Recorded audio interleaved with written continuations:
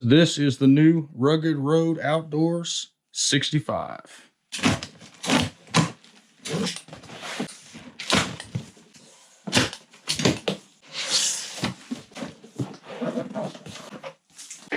First thing you notice is really nice packaging. It's very similar to the Yeti and Arctic and all these other coolers.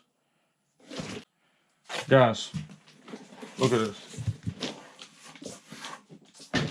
I mean, that's nothing.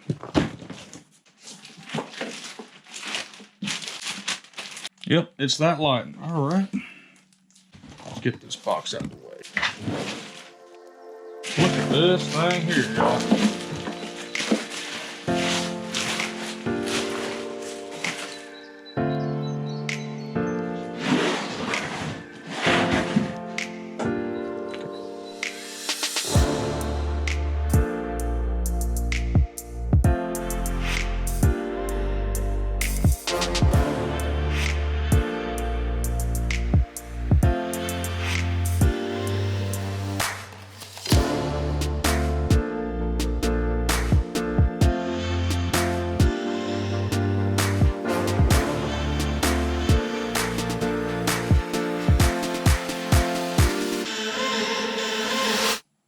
All right, some upgrades are definitely present. First one is this latch right here. That's really awesome. It's got latches on the back now. And wow, just opening the cooler, it's got cold air in here from shipping it. That's pretty cool. This is the manual that comes with it here.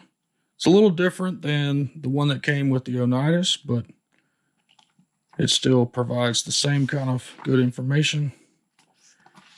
And y'all, the 6 tips for maximizing your ice retention, that is very important. Make sure you read this if you want maximum performance out of your cooler. This also goes through some of the features of the cooler. And the big one is the rigorite coating that goes on the outside. Also talks about how to clean your cooler. It's very simple. Just use some dish soap. A little bleach will work also. And something that I use is 91% isopropyl alcohol. That will get off tough stains and sanitize real quick. Use that at your own risk. That's not officially endorsed. That's just what I have used and have pretty good success with. And here are the dimensions. It weighs just under 10 pounds. It holds 55 pounds of ice, 65 cans, and 45 12-ounce bottles.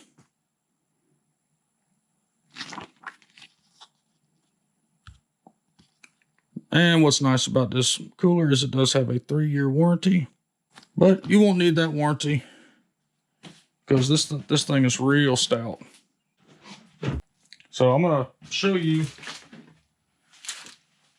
what the 65 looks like 2.0, let's say, versus the 1.0.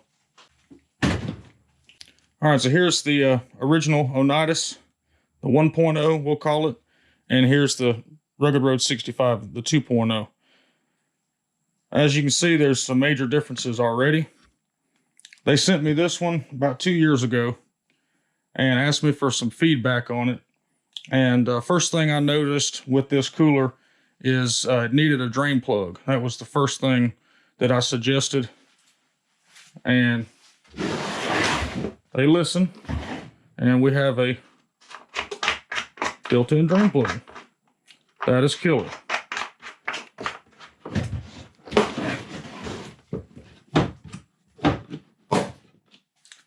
Another thing that I had recommended was to redo the strap system, which it's a fine system. It worked well for the first launch. But the main complaint I had was the droop here. And so they fixed that by completely redesigning the latch system and the handles. So there's your 1.0 handle. It still never had a problem. You never lost traction or grip or anything with it. And here's your 2.0 handle. Your 2.0 handle is much better feeling in the hands. It's got a very strong rope here, and it's a through cooler design, so you don't have to worry about sagging anymore. And if you don't feel like holding it here, you can also grip right here. It's got a cutout for your fingers to go under. So you got two ways to hold this cooler. You can also do a buddy lift system if you have to, but the cooler is so light that you really don't need to.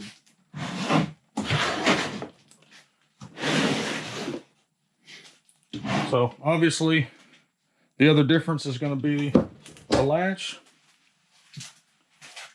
versus the military style releases. Much improved. One-handed operation is another thing I suggested.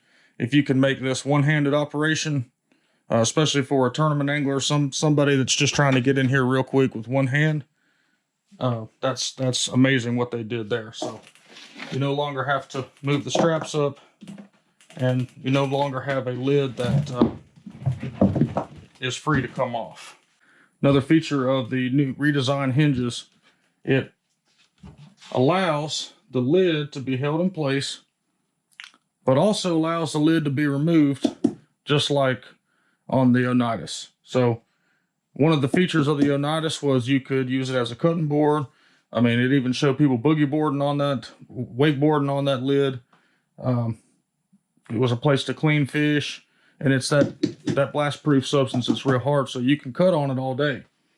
Well, this one has new redesigned hinges to where your lid is staying attached to the cooler. However, you can pop it out and still use it like you could the first one. You can still have actually has a place now cut out for a place to do your cutting, and then drinks. You can clean fish here and have cheese and wine, whatever you like to do, whatever your outdoor hobby is. This cooler suits multiple different hobbies. So if you like to ride around on Lake Hartwell and drink wine and have cheese and hors d'oeuvres, you can do that. If you're a good old boy like me and like to keep drinks and keep fish and stuff in here and clean fish on it, you can do that. It's very easily cleaned. It rinses away. You clean it with some alcohol. It won't hurt the finish of it at all.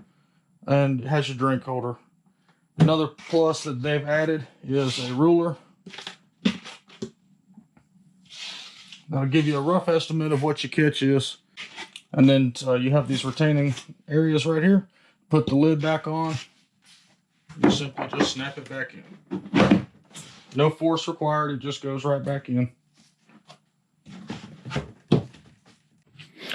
So it's still just as light as the big one. I believe it's lighter than the big one is. Feels that way to me. You can still pick it up with 2 fingers.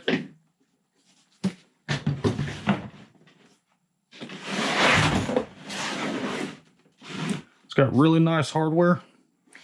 Okay, upon inspection, there's nothing loose. The hinges are real tight. And that's what I like to see in a commercial grade cooler.